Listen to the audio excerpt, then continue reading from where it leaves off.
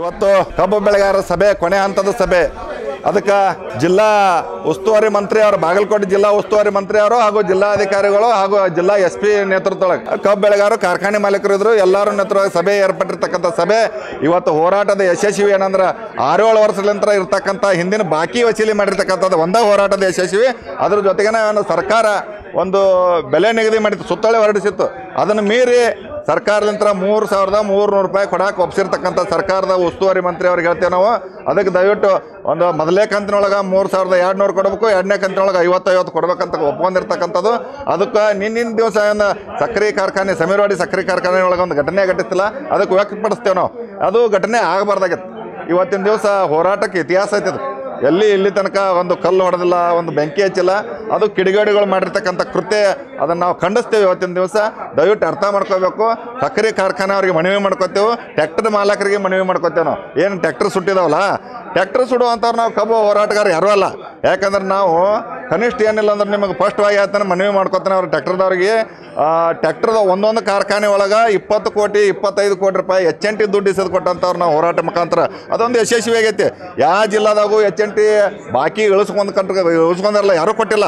ಅದು ಬಾಗಲಕೋಟೆ ಜಿಲ್ಲೆಯಿಂದ ಆಗಿರ್ತಕ್ಕಂಥ ಹೋರಾಟ, ಅದೊಂದು ಯಶಸ್ವಿ. ಆ ಟ್ಯಾಕ್ಟರ್ ಮಾಲಕರಿಗೆ ನಾವು ವಿನಂತಿ ಮಾಡ್ಕೋತೀನಿ, ಹೋರಾಟ ಮೇಲೆ ತಪ್ಪು ಭಾವನೆ ಮಾಡ್ಕೋಬಾರ್ದು. ನೀವು ಹೋರಾಟಗಾರ ನಿಮ್ಮ ಪರವಾಗಿ ಅದಾರ ಅಂತಕ್ಕಂಥದ್ದು ಅರ್ಥ ಮಾಡ್ಕೋಬೇಕು. ನಾವು ಕಬ್ಬು ಸುಡೋರಲ್ಲ, ಕಬ್ಬು ಬೆಳೆಸೋರು. ನಾವು ಕಬ್ಬಿಗೆ ಬೆಂಕಿ ಹಚ್ಚೋರಲ್ಲ, ಕಬ್ಬು ಬೆಳೆಸೋರು. ನಾವು ಸಹಿ ಕೊಡೋರು, ದೇಶಕ್ಕೆ ಕ್ಷಮೆ ಕೊಡೋರು.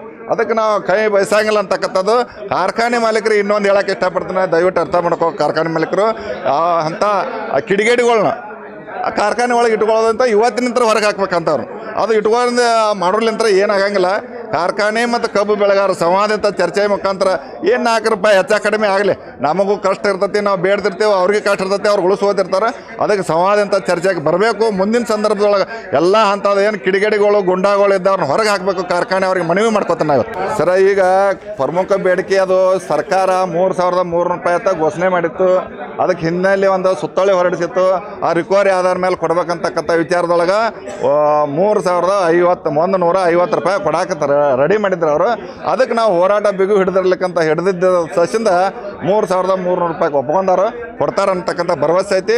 ಸಚಿವರು ಜವಾಬ್ದಾರಿ ಹೊತ್ತು ಏಕರೂಪದರ ಎಲ್ಲ ಕಡೆನೂ ಆಗ್ಬೇಕಂತಕ್ಕಂಥದ್ದು ಹೇಳಿವಿ ನಾವು. ಬರೀ ಬಾಗಲಕೋಟೆ ಜಿಲ್ಲೆ, ಬೆಳಗಾವಿ ಜಿಲ್ಲೆ ಅಲ್ಲ, ಬಿಜಾಪುರ, ಗುಲ್ಬರ್ಗ ಎಲ್ಲೆಲ್ಲಿ ಕಬ್ಬು ಬೆಳಿತಾರೆ ಎಲ್ಲರಿಗೆ ಅದು ಅನ್ವಯಿಸಬೇಕು. ಸಕ್ಕರೆ ಮಂತ್ರಿ ಅವರು ಅದನ್ನು ಕೆಲಸ ಮಾಡ್ಬೇಕಂತಕ್ಕಂಥ ಸಕ್ಕರೆ ಮಂತ್ರಿಗೆ ನಾವು ಹೇಳ್ತೀವಿ. ಹೋರಾಟ ತಾತ್ಕಾಲಿಕ ಅಂತ್ಯ, ತೃಪ್ತಿ ತಂದಿರತಕ್ಕಂಥ ಹೋರಾಟ ಇದು ಯಶಸ್ವಿ ಅಲ್ಲ. ನಾವು ಅನಿವಾರ್ಯವಾಗಿ ಇವತ್ತು ಕಬ್ಬು ಕಟಾವಕ್ಕೆ ಬಂದೈತಿ, ಆ ಕಬ್ಬು ಕಡದು ಫ್ಯಾಕ್ಟ್ರಿಗೆ ಕಳಿಸ್ಬೇಕಾಗೈತಿ. ಅನಿವಾರ್ಯವಾಗಿ ಹೋರಾಟ ಹಿಂದಕ್ಕೆ ತಗೊಂಡೆವು. ಹೋರಾಟ ನಿರಂತರ ಮುಂದಿರ್ತದೆ. ಬೇರೆ ರೈತರಿಗೆ ಆನೆ ಬಲ ತುಂಬಿದ ಜಾನ್ ಡಿಯರ್ ಟ್ರ್ಯಾಕ್ಟರ್. ಅಗಾಧ ಶಕ್ತಿ, ಅತ್ಯುತ್ತಮ ವಿನ್ಯಾಸದ ಜಾನ್ ಡಿಯರ್ ಟ್ರ್ಯಾಕ್ಟರ್ ಈಗ ನಿಮ್ಮ ಮುಧೋಳ ನಗರದಲ್ಲೂ ಲಭ್ಯ.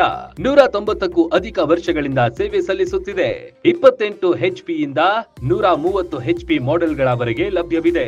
ಕೃಷಿ ಕ್ಷೇತ್ರಕ್ಕೆ ಹೇಳಿ ಮಾಡಿಸಿದ ಅತ್ಯುತ್ತಮ ಟ್ರ್ಯಾಕ್ಟರ್ ಇದಾಗಿದೆ. ಟ್ರ್ಯಾಕ್ಟರ್ ಬಿಡಿ ಭಾಗಗಳು ಮತ್ತು ಕೃಷಿ ಸಲಕರಣೆಗಳು ಕೂಡ ಇಲ್ಲಿ ಲಭ್ಯ. ದಸರಾ ಹಾಗೂ ದೀಪಾವಳಿ ಹಬ್ಬದ ಸಂಭ್ರಮ ಇಮ್ಮಡಿಗೊಳಿಸಲು ಪ್ರಧಾನ ಶಾಖೆ ಶ್ರೀ ಸಾಯಿ ಅಗ್ರಿಕಲ್ಚರ್ ಟ್ರೇಡರ್ಸ್ಗೆ ಮುಧೋಳಕ್ಕೆ ಬನ್ನಿ. ನಿಮ್ಮ ನೆಚ್ಚಿನ ಜಾನ್ ಡಿಯರ್ ಟ್ರ್ಯಾಕ್ಟರ್ ಅನ್ನ ಖರೀದಿಸಿ. ಬಾಗಲಕೋಟೆ, ಬಾದಾಮಿ, ಹುನಗುಂದ, ಕುಳಗೇರಿ ಕ್ರಾಸ್, ಬೀಳಗಿ, ಜಮಖಂಡಿ, ತೇರದಾಳ, ರಾಯಭಾಗ, ಹಾರುಗೇರಿ ಹಾಗೂ ಅಥಣಿಯಲ್ಲೂ ಶಾಖೆ ಹೊಂದಿದೆ. ರೈತನ ಅಭಿವೃದ್ಧಿಗೆ ಇದಕ್ಕಿಂತ ಅತ್ಯುತ್ತಮ ಆಯ್ಕೆ ಮತ್ತೊಂದಿಲ್ಲ. ಸ್ಥಳ ಶ್ರೀ ಸಾಯಿ ಸಮೃದ್ಧಿ ಕಾಲನಿ, ಬಳ್ಳೂರ್ ಫ್ಲಾಟ್ ಹತ್ತಿರ, ಲೋಕಾಪುರ್ ರೋಡ್, ಮುಧೋಳ.